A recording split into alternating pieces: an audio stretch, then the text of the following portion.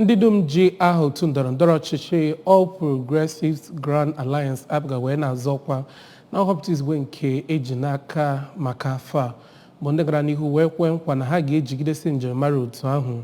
ma bụrụ ndị ga-eme ihe otu o si wee kwesị ma ọ bụrụ na ahọpụta ha. Ha kwere nkwa anọ ka mgbe otu APGA gbapere achụmnta vootu izugbe ha dịka a na-akwadobe nhọpụta izugbe nke afọ 2023 bụ nke ga-ewere ọnọdụ n'abalị 25 nke ọnwa Febụwarị ya na abalị 11 nke ọnwa Maachị. Joseph Egbocha bụ onye nta aka anyị kọrọ anyị na ndị otu pati ahụ bụ ndị jupụtara n'igwe ebe ahụ nke gụnyere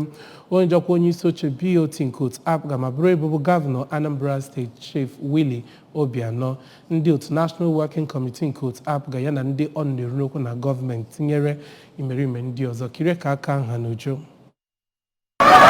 Ọ na-ekwu okwu ntịntị oge ka ọ natachara ọkọlọtọ nke ya bụ pati site n'aka gọvanọ Anambra Steeti Ọkammụta Chukwuma Soludo, ya bụ onye na-anọchite anya Anọcha Njikọ Ọka na Dunukọfịa Federal Constituency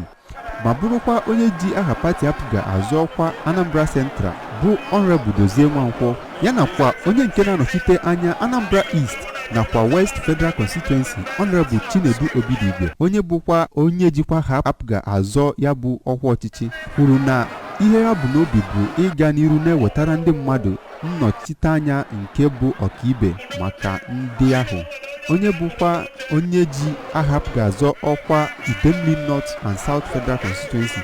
Chief Ikenna Iyegwu nakwa onye APGA candidate maka Njikọ Ọka 2 Constituency Chief Jude Akpụa kwuru na ya bụ pati enwego agamniru dị iche iche na steeti a, kwenyesie ike na ha ga-aga n'iru ịbagide n'amụma ya iji wee hụ na enyere ezi ọchịchị maka obodo anyị bụ Naịjirịa,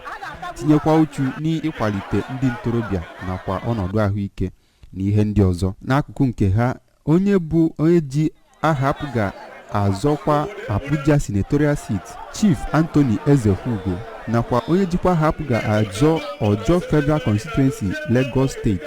Chief Tangod Ibe nakwa onye bụ APGA candidate maka Idemili South Constituency Sir Ebuka Igwe kwere nkwa na ha agaghị adaghachi azụ ma ọ bụrụ na ndị ahụ akwado ha. A kpọkuru ndị mmadụ ndị nwere echiche ọganiru ka ha gbaa mbọ sonyere APGA iji mee ka Anambra nakwa obodo anyị bụ Naịjirịa bụrụ ebe ka mma.